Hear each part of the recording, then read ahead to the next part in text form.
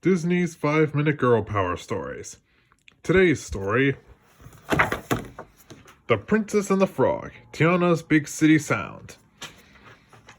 One beautiful fall day in New Orleans, Tiana received a letter. Her cousin Frida was the leader of a band in New York City. She had invited Tiana to a show. Tiana had never been to New York before. She couldn't wait to hear her cousin's band play. Tiana left Naveen in charge of her restaurant, Tiana's palace, and boarded a train headed north. Tiana settled into her seat and got ready for a long ride.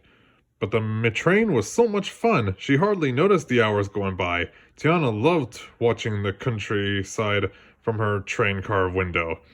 But none of the sights were as impressive as the New York City skyline. The skyscrapers of the tiny island towered over the sparkling river. When Tiana came out of the train station, she couldn't believe how many people were there. She was surrounded by flashing lights, and everywhere she looked, she saw screeching streetcars and racing taxis. Tiana couldn't wait to see her cousin. She took out Frida's letter and read that she had to get to Harlem. A stranger pointed toward the subway. Tiana rode all the way to Harlem, lulled by the sounds of the big city.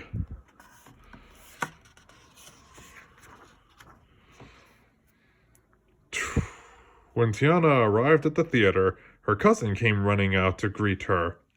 Frida was just as Tiana remembered, full of energy. "I'm so glad you're here," Frida said, pulling Tiana into a big hug. "But I have some bad news. Our usual joint is closing."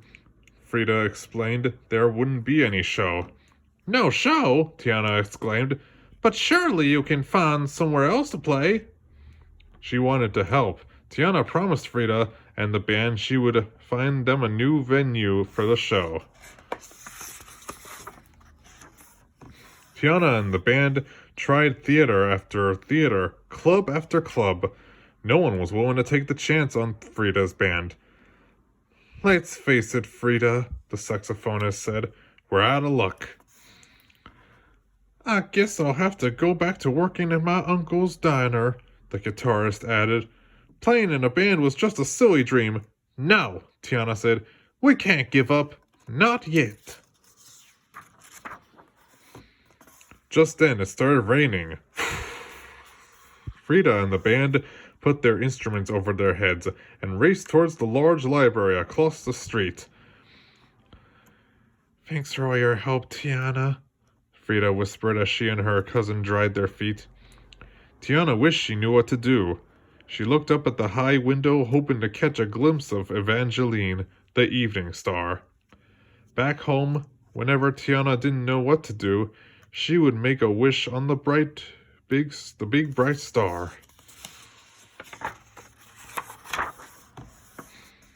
Tiana couldn't see Evangeline, but she could see the high ceilings of the library's main room.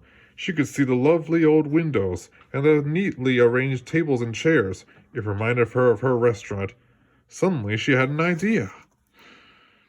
Tiana grabbed a pen and paper and started making plans. Then she talked to the librarians. When the head librarian heard Tiana's idea, she called her colleagues over. "We've been talking about hosting some cultural nights," she said. "This might be the perfect way to get started." Tiana introduced Frida to the librarians, and together they started planning.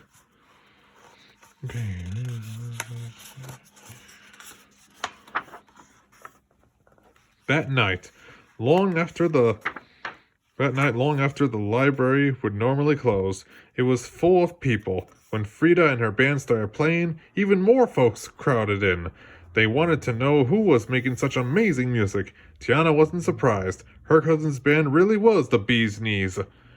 After the show, bookers crowded around Frida, competing to get her band to play at their theaters.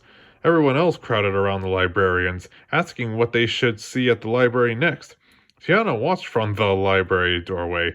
Her plan had worked, even better than she could have dreamed. Later, when all the people had gone home, Tiana and Freda went on to a deli for a late night snack. Thanks for your help, Frida said. We never would have played the library without it. I have an idea for your next venue, too, Tiana said. Tiana's Palace. It's the bee's knees. Ding. The end. That shall do it for today.